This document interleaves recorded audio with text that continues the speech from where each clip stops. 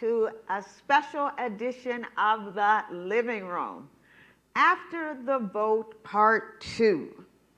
How does the United States government work? Is it all about the top of the ticket? No. And you know what?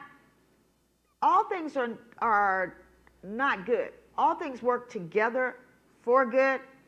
And all the unrest that's taking place in the United States right now over the unrest of this election is really, I believe, going to work towards our good, because we are finding out, we're researching, we're seeing, how does government work? How does your vote work? And so I have again my special guest, Michelle Sanchez. Hey, hello, Michelle. hello, hello. And we have been talking a lot about this.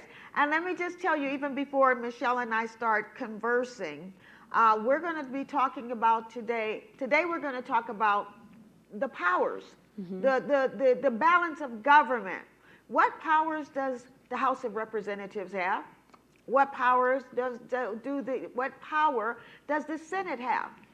What power does the Supreme Court have? What power does the president have?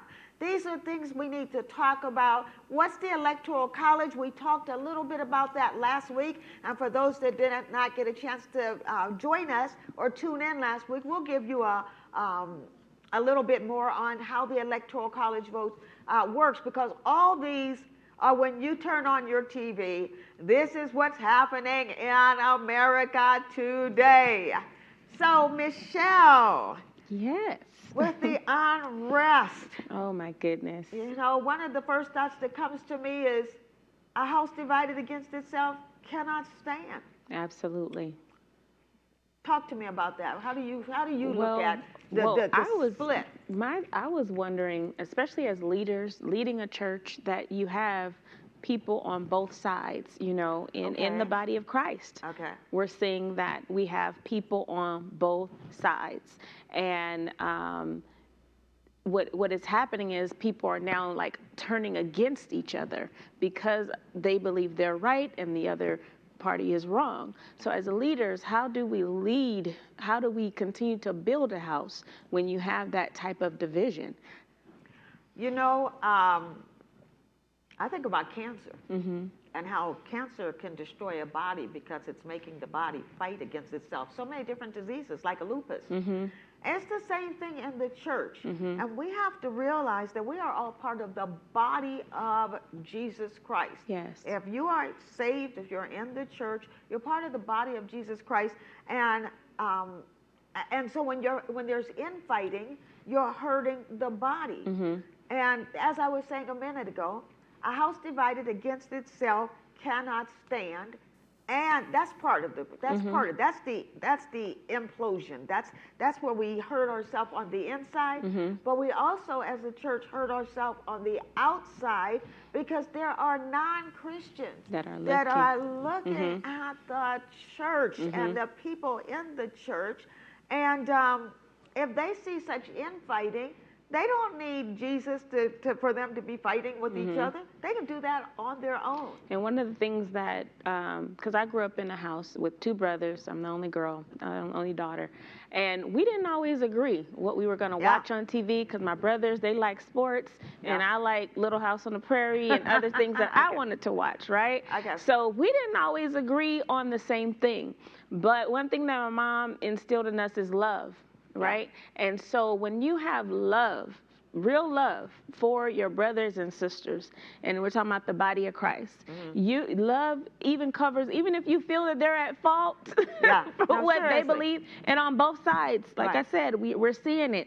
That love that you have for your brother and sister should overcome that. You know, that it should cover that. And so that's what I'm thankful that's what I've been rooted in. So even if people they disagree with some of the things that I believe in, or we don't see eye to eye, at the end of the day, the love is still there. And it's okay. And I think that people feel like especially with what's going on right now, we're dealing with a pandemic still. We still have a lot of other things, social injustices going on. There's so many other things to be focused on. Not saying that we shouldn't pay attention to what's going on in our governmental system, because we absolutely should.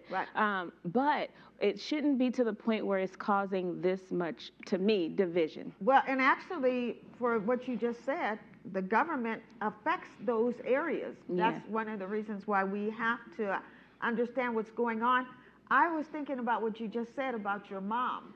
You know, in the same way, because you know I have 4 sons, and when my sons would fight with each other, that would break my heart. And I think one of the things we need to understand is, besides the fact that non-Christians are looking at Christians, besides that fact, it breaks God's heart. So, you know, with today, with as I said, with the unrest that's going on in the government, and you know, every eye is not glued to CNN and MSNBC and Fox News and C-SPAN, but people are paying attention, even if it's just walking down the hallway and let me see what's going on, if there's anything new. There is an unrest in the country.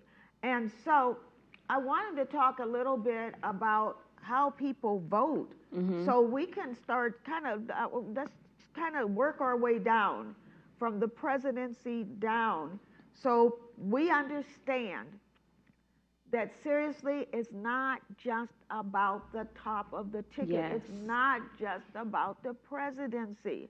We have 3 arms of government, and I think it's good to talk about this, because the Bible says, because of lack of knowledge, you know, my people perish for lack of knowledge. Because of lack of knowledge. And I think that it's like, if people understood the way the system works, then they can relax a little bit, because it's not just, like you said, it's not just the top of the ticket. The person at the top of the ticket, they still have other parties that they have to be accountable to. Accountability, and that's how the Constitution was set up. The Constitution was set up like this so that there would be a balance of powers. That's what it's called. It's called a balance of powers. And so way back, I believe in 1787 at the Constitutional Convention in Philadelphia, they set up the Electoral College. And so very quickly, because I went over some of this last week, but I told people, get your children and get your grandchildren, get your high school children. This will help them understand when they have civics class or they have U.S. government. This will break it down and give you an understanding. Okay, so we know that in the United States, we go and we vote for Congress, we vote for mayors, we vote for governors, state legislators, and your local officials, and it is all determined by the popular vote. But it's not so when it comes down to the presidency. With the presidency, when Americans cast their ballots, they're actually voting for a slate of electors. They're voting for electors that are appointed by the state's political parties, and those electors are pledged to support the party's candidate. Okay? And now, except for two states, Maine and Nebraska, it's a winner take all. This is why your vote is so important. I was listening to watching the Al Gore Bush thing fiasco back in 2000, and that vote came down to 537 popular votes. 537.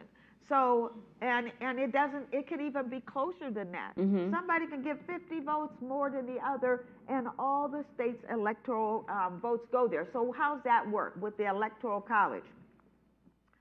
So every state has a certain amount of, we'll just say, Electoral College votes.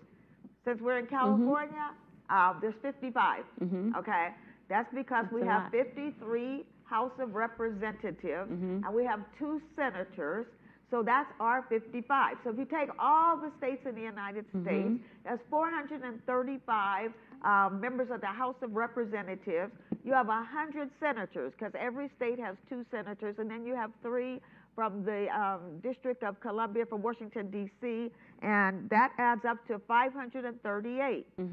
So when a president is getting ready to, is deciding to run for election, they know of those 538 or electors, they have to get 270 to secure the presidency. Now, as of about an hour ago in the United States, Biden had 290 electoral votes and Trump had 217. And there are 2 states, and you can see those states on the map, that have still yet to be called. It actually shows 3, but Alaska is going to go for President Trump, because Alaska is pretty much a Republican state. Anyhow, so you will see that there are 2 states in brown that have not been called yet. One is North Carolina, and North Carolina, it's going to go Republican. I don't know why they haven't called North Carolina yet. It's too many votes. It's out of the, whatever. They know what they're doing. But North Carolina is going to be Republican, I'm sure. Georgia, right now, Biden has won the states, but it's going to, right now, it's going to a recount, but they're still counting votes. And the vast majority of those votes are going Democratic. So we'll just wait and see what happens. But if you guys see those numbers, you can see, well, I can't even see those numbers. Anyhow, so. Now you were talking about a few important dates. Yes. Okay. December the 14th. December the 14th, the Electoral College. So wait a minute. So let me go back. So here in California, we're a state where the winner gets all. So Joe Biden won the state of California, and California is traditionally a Democratic state. And so your vote matters, but we're a safe state. I'm not going to say our vote doesn't matter, but there are some swing states that flip, okay?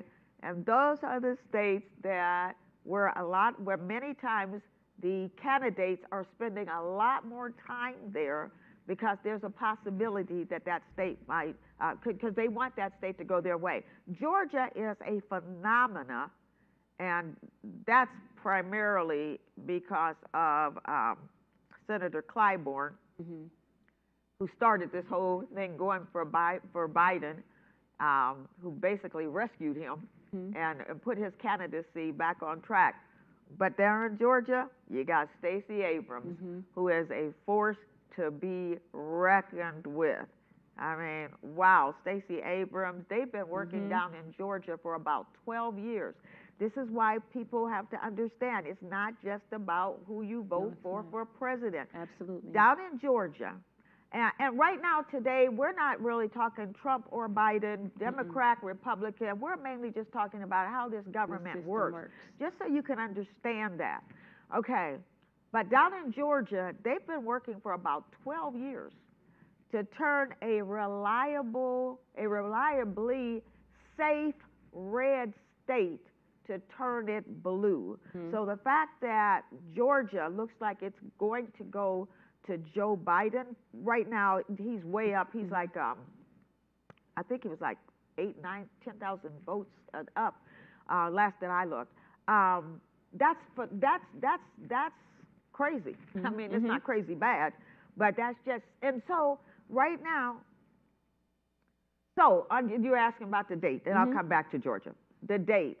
So on December the 14th, California's electors, those that the state has rewarded. You are rewarded by your state Mm-hmm. for being so loyal to the party Mm-hmm. that they select you to be one of the electors, Mm-hmm. that you will go to Washington, and on December the 14th, they will cast their vote for the president. Mm-hmm. So, and that's why they can't do anything with these two states right now, and that's why there's so much in court. There's so many people in court Yeah. right now. And that's what I think a lot of people don't realize. There are still a lot of checks and balances that have to Totally. be played out. And speaking of the court process, I'm actually glad for it. And we talked about this a Yeah. little bit before. I want everything to be able to be played Yes. out. And this is why Yes. we have things called due process. We have a Yep. process, and it's okay to have a process. You Yeah. know, And that's another what word they're for in place due for. process is patience. Yes. Yeah. Patience, little Definitely sister. have to have, Okay, go. definitely have to have patience. Yeah. But you have to allow everything to Play out. process and play out the way that it needs to, so that at the end of all this, once everything is said and done, Right. we'll have our answer, Right. and then we can move forward as a nation, as a house. And preferably, you know what? I think there's always going to be some type of division, you know, because it did not Yeah. just start with this presidential election. No. We have had division, and like I said, we're going to talk about the Senate and some of the division that we've seen over the years. But we've had so much division. But this is why I'm in total agreement with you, Michelle.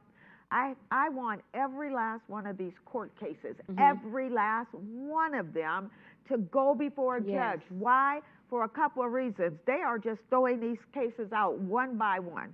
I mean, none of these cases, it's like you keep on hearing them throw spaghetti on the wall to see what sticks. None of these cases are sticking right now. Okay.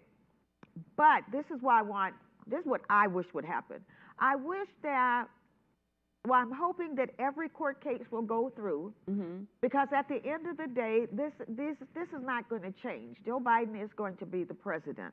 Okay, but we don't want him to have to suffer the same thing that President Obama suffered. There are still people to this day that think he was an illegitimate president, because that's what the current president put out there. That's how his claim to fame. And so he put out there that President Obama was not born in the United States, so he became, in his eyes and in the eyes of many, many people, an illegitimate president. And to this day, there are still people that think that. And that's because there's a saying, a lie will travel, no. Well, there's two. Yes. One, a lie will travel halfway around the world while truth is still tying up his shoes. But that's not the one I'm talking about. The one I'm talking about is, if a lie is believed just for an hour, it's done its job.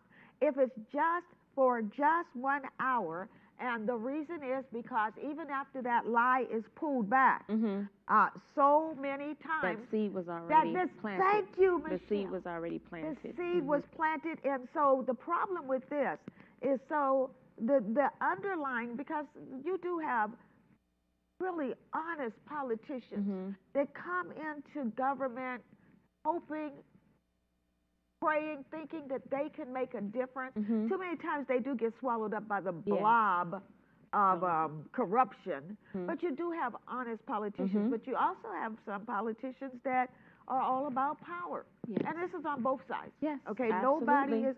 So anyhow, so with this cry to make the election with these legal votes and these illegal votes, this cry is going to be dangerous on three fronts. Yes.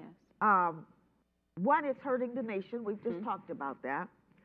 Two, it seeks to make Biden an illegitimate president, and there will always be some. Even after he is confirmed, Absolutely. There are going to be some that will always say that he stole, the Democrats stole the elections. And the longer this thing goes on, the more opinions, the more theories, and the more conspiracies that are going to be out there floating on social media. And people have made social media their god. Yes, yes. I mean, and it's sad. And then the last reason why this is so dangerous is because of where this is placing our nation. Praise God that Joe Biden was already the vice president and he has a good feel of navigating what's going on, especially with foreign relations. Because with these GSA funds, and who we didn't even know about a GSA. And that's why I said I'm glad this has happened. Because the GSA has to release those funds. Well, they're supposed to release the funds, and normally it's within a couple of hours after the losing party concedes. Yes. Within a couple of hours, those funds are released. In this particular case, this year, the president has not conceded, and so the funds that aid in the transition, the smooth transition of one party to another, that's not taking place. And that is actually, like I said, if it wasn't Biden, we would really be in trouble with our foreign adversaries. But because it is Biden and he kind of knows what's going on, we're not as vulnerable, but there are certain classified... It's still dangerous, though. It's dangerous. There are classified documents that they wide open. Classified documents that they are not being able to see. The pandemic, they can't get their hands on certain information as it pertains to this pandemic. And so once again, the GSA has a Trump appointed young lady. I kind of feel sorry for her. I mean, seriously, when you look at her picture, that she has not released the funds, and they're going to fix that because no, that should not be. That peaceful. And this is what I was, and I've definitely been in prayer over this whole thing since knowing that we were coming up on this election and everything, and not praying that it'll go this way or that way, but just that that we just stay focused on what's important as a people, and the democracy that we live in. That we hold true to that, that's what's so great about the country that we live in. We are a democracy. And so it's not governed by just one person who dictates, this is what's going to happen and this is how it's going to happen. There's different, we talked about branches in this, and there's checks and balances, and that's what makes this country what it is. And so that's what I've just been praying, because we have, I have my son, you have your children and your grandchildren, and it's not about us, it's about the future generations. It's and about so them. If our house is divided, how are we going to lead the next generation and the next generation after that? And we know that this has been going on since the Bible days. I mean, it's always going to be something. You can go back to Moses with the Israelites. Oh my gosh. I mean, I know you can give a whole Bible study lesson. There's always going to be that. But I just believe as believers, we just got to continue to trust God, not have fear, not allow fear to scare us or to know, like what's going to happen, like you said, with the funds and the transition and all these different things. Us being open, being left vulnerable to these other countries that, a lot of other countries are just looking to waiting to see when they can come in and do something. And so it's bigger. And like you said, it's not just at the top of the ticket. It falls down to local government. We do have to stay informed on what is going on. It is so important to stay informed. So what you're telling us right now with the GSA, the funds, how things transition from one presidency to the next, these things are all important. And sometimes we do just focus on the main ticket and not everything that goes into play. Let's talk about the Supreme Court because of what's happened yesterday in the Supreme Court and how it can affect people and how their vote ends up affecting that. But before I go to the Supreme Court, when we talk about our children, and you having a son, me having 4 sons, I've been to a lot of football games. I've been to more basketball games than I can count, especially football. But you know what? They teach those young kids, even if you lose, you lose with honor. And what do they have to do? They have to go and shake hands. They got, that one is done this way. And you see this in sports. And so, wow, I wish we could take a lesson in Washington from Little League. Because Absolutely. sometimes they act like children. And Yes. the thing is, in Washington, it's about power. It's Yes. about power. So, but And like you said, on both sides. on You know, both, on oh, both sides. definitely. Yes. You know why? Because everybody has a sin nature. Yes. It's not just that Democrats are sinful and Republicans are not, Mm-mm. or Republicans are sinful and Democrats are not. Everybody Across has the a board. sin nature. Everybody has to decide who they're going to listen to, who Mhm. is going to be the ultimate power in their life. Mhm. And too many times, people want to have power for themselves or for their party. And this is why it's so dangerous, where people will put party over country. Mhm. It should always be the country first, and Mhm. then the party. And so yesterday, they had the lawyers on both sides come, and for another time, this is the third time that the Affordable Care Act, Obamacare, has come up before the Supreme Court, to ask the Supreme Court to overturn, and in this case, all of Obamacare. Okay? The problem with that is this. Couple of things. I just talked about this on my Facebook, and if you guys, I do a Facebook Live Bible study every day from 12 to 1 o'clock Pacific time, and usually at the end of the Bible study this last week, I've been giving just little tidbits on how the government works. However, okay, now I'm getting ready because I shouldn't have did that plug. So the Affordable Care, to come back to me, the Affordable Care Act went to the Supreme Court. This is the third time. This is the third time that this has come before the Supreme Court. And this is, for whatever reason, now this is not partisan, this is just, it is what it is. Okay, this is the Republicans, okay, because this President Trump wanted to overturn Obamacare. And so the Republicans have come along and have gone to the Supreme Court. It doesn't look like, we won't know for a couple of months, okay, how that, what's going to be the outcome. It looks like I know what I was going to say. It looks like hopefully it's not going to overturn Obamacare, or I'll just say the Affordable Care Act. And this is why. If there was something that the Republican Party had put in place that's better than Obamacare, I'm like, hey, go at it. Go for it. Absolutely. Go for it. But there's nothing. There is nothing that the Republican branch of our government has put, the Republican Senate has put forth to say this is how we will ensure 20 million Americans. How does that affect your vote?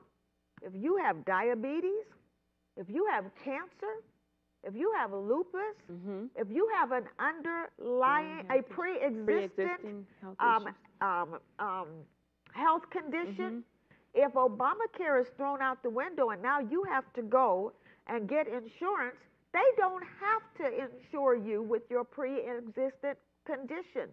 Obamacare covered you for that. And so once again, this is how who you vote for matters. And I'm not on your case if you voted for President Trump. That's your vote is your vote. Your vote is not my vote. My vote is my vote. My vote is not your vote. But just understand, if you voted for President Trump 4 years ago, that's part of the reason why you could end up without health care.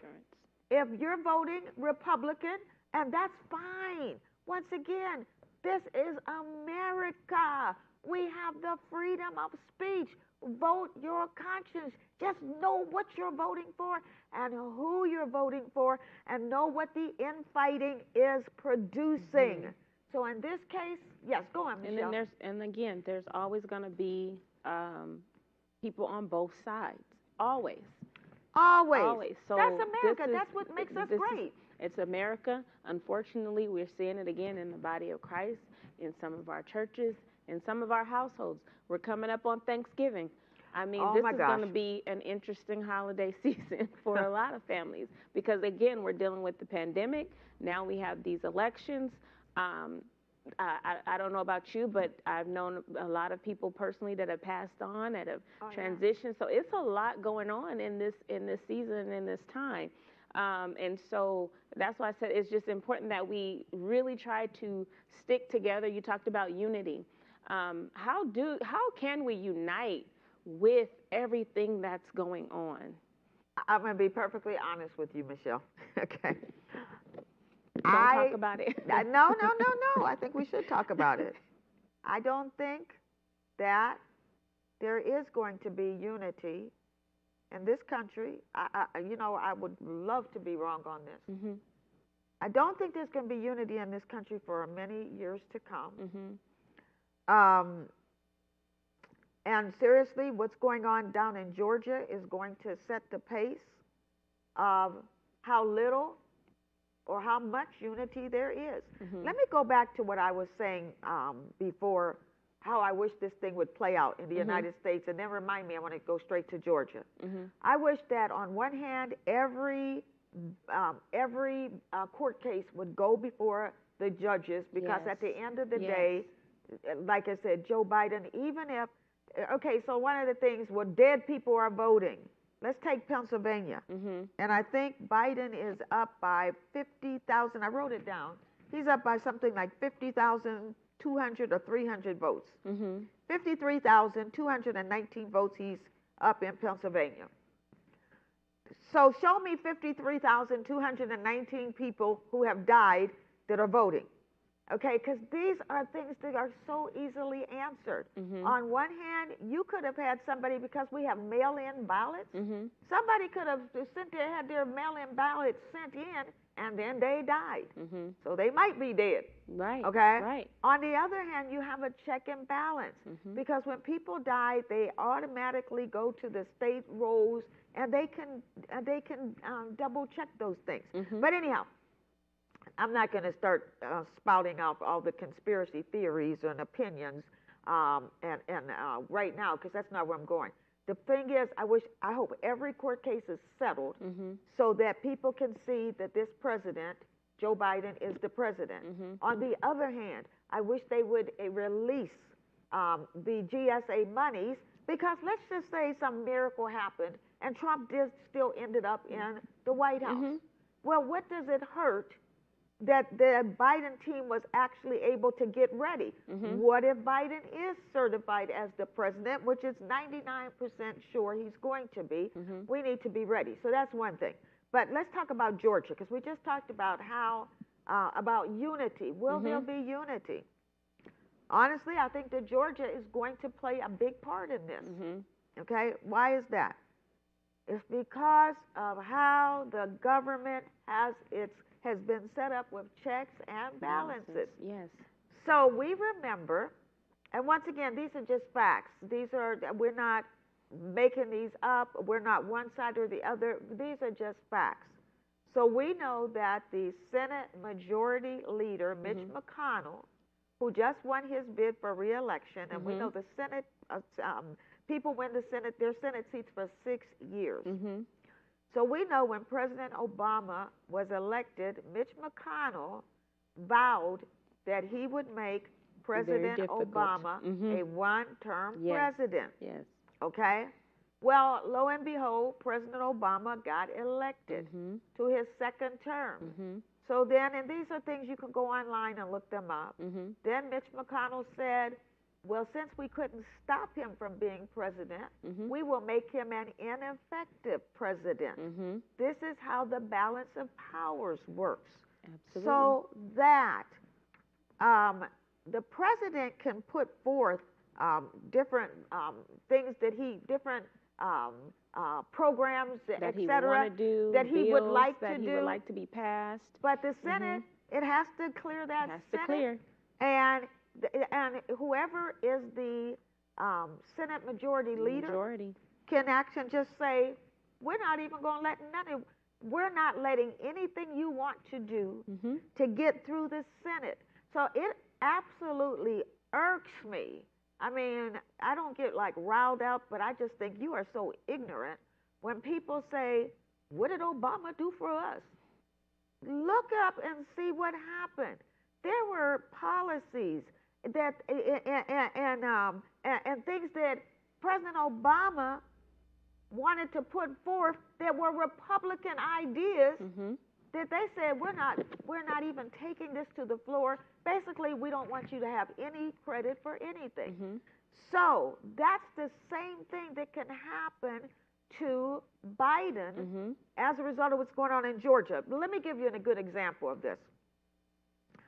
Remember when Scalia, Supreme Court Judge Scalia died, and there were 9 months left on President Obama's term. And Mitch McConnell and the Senate said no president should elect the Supreme Court replacement a year during an election year. That's what was said. So even though President Obama nominated Merrick Garland as his pick for Supreme Court, it never even went to the floor. Mitch McConnell said, I'm not even putting it to the floor. Why could he say that? Because of how the United States government is set up. So the Senate, the president can appoint a Supreme Court judge, but the Senate has to approve the choice. So it's not just about the president pointing out his choice. This is why Mitch McConnell was able to say, we're not even taking your selection to the floor. We're not even going to take a chance. And then, so in a lot of cases, they're just as powerful, if not even more. If not even more than the president. Okay? Exactly. Now, you have the same thing with the awesome Ruth Ginsburg, Ruth Bader Ginsburg that died. Yes. She died 9 weeks before the election. This, too, is an election year. But what was said, okay, this is where Mitch McConnell said the American people have a right to have that seat filled right away. So what happened to... Double standards here. What happened... Yeah, and I'm just kind of just talking. I'm just talking facts. What happened to no president should have the power to have his nominee put through during an election year. 9 months versus 9 weeks. But why were they able to do that? Because once again, President Trump put his lady out, Amy, I shouldn't say cute little lady. She is pretty, though. She is pretty. That has nothing to do with government. Okay, you can have ugly people that are great and pretty people that are great too. Okay, anyhow, but why were they able to push her nomination through like a couple of weeks before the election? Because once again, even though the president can appoint the judge, Trump appointed her. The Senate has the power to push that thing through. And that's what they did, and the House could not stop them. So this is why there's balance in government. Let's take the Supreme Court. Absolutely. Okay, so right now with this thing in Pennsylvania, because, you know, I'm from Pennsylvania. Okay. One of those counties, Allegheny County. That's the county I was born and raised in. Okay, so you got the county of Allegheny County over in the western part of the state, and then you have Philadelphia, and I got relatives all over Pennsylvania. So Pennsylvania, their court passed a law that said that as long as a ballot was postmarked by November the 3rd, it could be counted even if it came in after. Now the Republicans don't like that. They're trying to overturn that in the Supreme. That's what they eventually want to do. Okay. That's why even before the election, you started hearing about, well, we think this, well, mainly from President Trump, we think this should be decided in the Supreme Court. Why? One, the Supreme Court has the power to turn over a state court. Yes. That's one. Two, this is another reason why they pushed his nominee through to the Supreme Court, in a way thinking that they could stack what's that term? Stack the whatever against them. Mm-hmm. They could have the somebody know that? Stack the court, okay, Mm-hmm. against them. Well, the thing is this: the Supreme Court doesn't necessarily have the same pressures on them that these senators and the these president and all these. right, they don't. Well, Exactly. mainly the senators in the House. Yes. They don't have that same thing, and these are, for the most part, honest people. Now they do tend to swing one way or the other. Yes. This is a conservative court, but you can't just assume that just because you put somebody in that now there is a quid pro quo. Okay, that there is I put you there, you're gonna vote my way. It just doesn't work yes. like that. Let's talk about Georgia for a hot second. Okay, let's talk about Georgia for a hot second. And let's see. Wow, we only have like 15 minutes. That clock is wrong, you guys. We have 15 minutes. Okay. Georgia, how can Georgia possibly, maybe not, hopefully, bring some unity into Mm-hmm. the government? Okay. The Senate,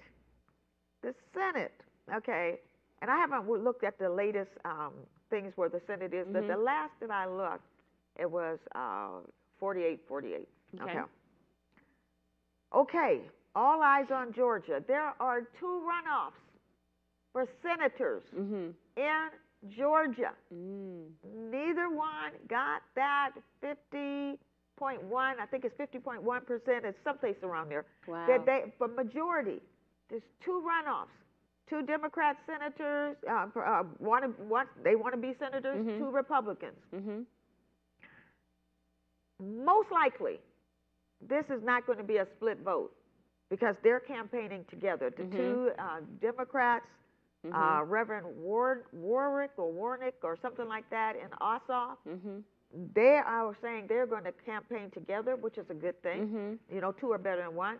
And then Kelly Loeffler, I'm thinking about Laughlin that just, I don't want to go there, but whatever, the L lady and the R guy, okay, they're running. Okay, January 5th, this is a huge date in America, absolutely huge, because if the Republicans get control of the Senate again, you can throw out probably at least half of what Joe Biden is going to want to do. You can throw out at least half, if not more, okay? Because once again, see, this thing with Georgia, this is not about the people. This is about power. This is what's problem. That's the problem in Washington right now. It's all about power. People need to look to the supreme power, God. That's it. Yeah. Yes.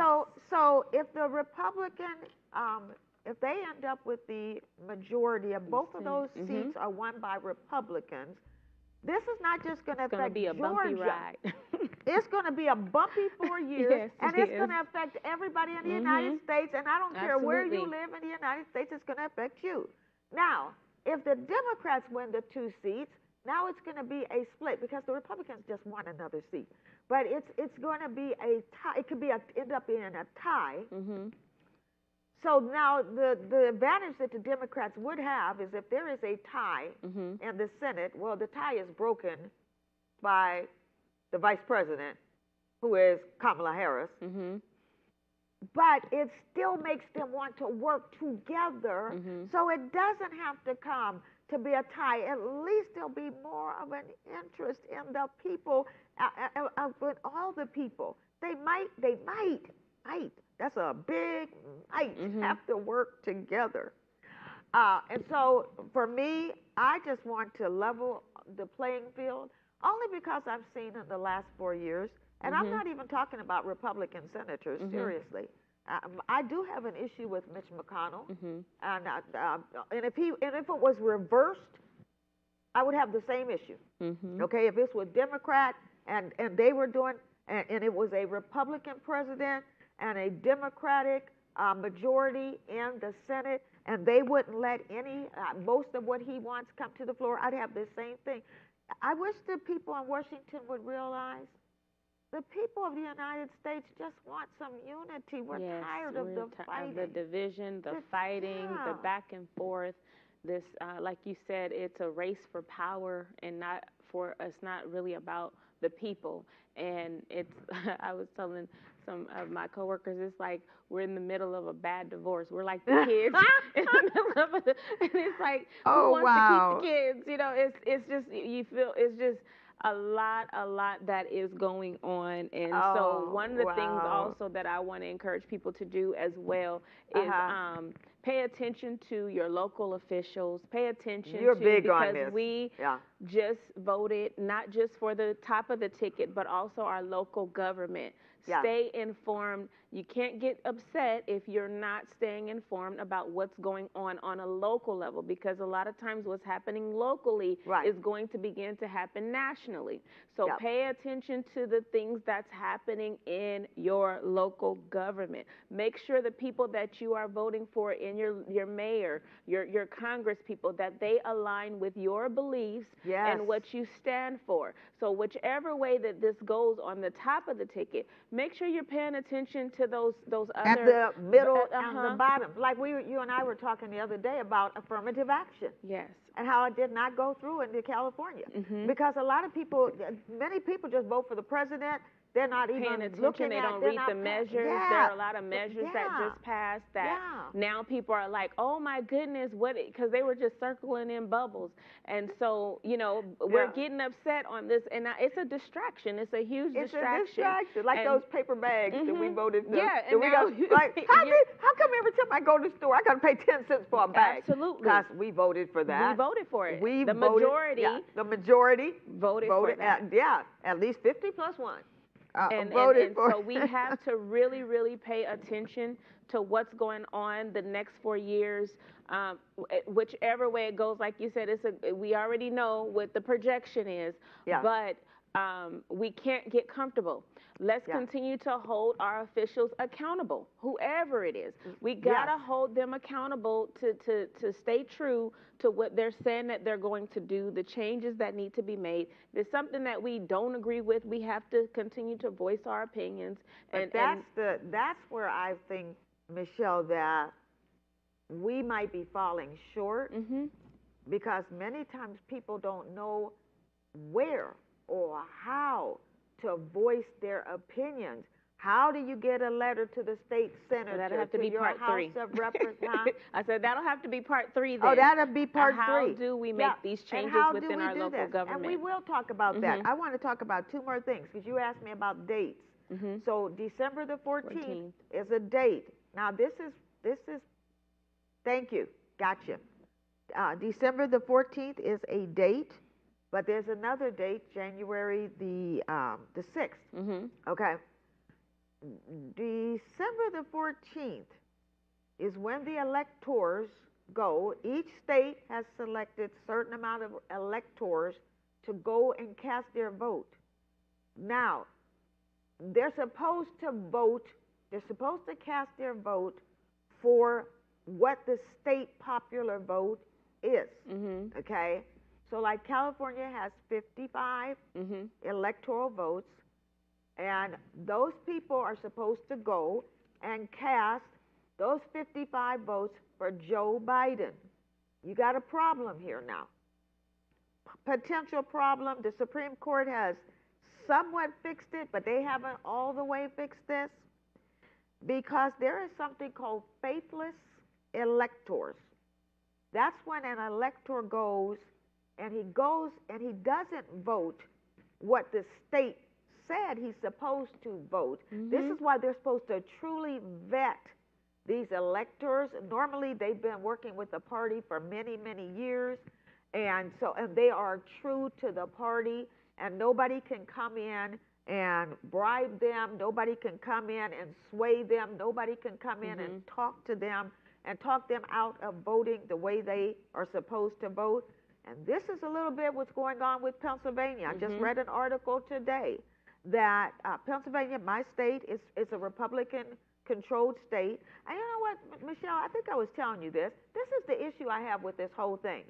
If the voting is wrong, and we know people normally vote, whoever they vote, if they vote for a Republican president, 9 times out of 10, they're going to vote Republican ticket. Democratic president, Democratic ticket. Why is it that they don't have a problem with any of the Republican down ballot people that got reelected or elected, but they got a problem with the fact that Biden won at the top of the ticket? First of all, that doesn't make sense. But like I said, and in Pennsylvania, you have a Republican governor, and they're actually trying to get these more electors in Pennsylvania to be faithless electors and go and vote for Trump, because Trump cannot win without Pennsylvania. Pennsylvania has ended up being one of the most important states.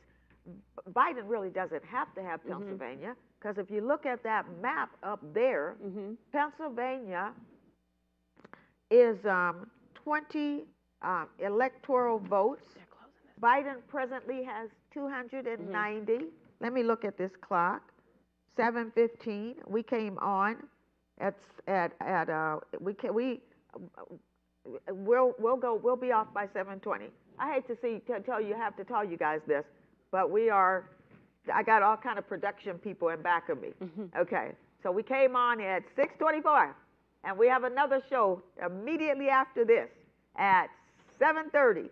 But we're all mic'd up and we are ready to go. All we got to do is switch sets, which will take 5 minutes. Okay.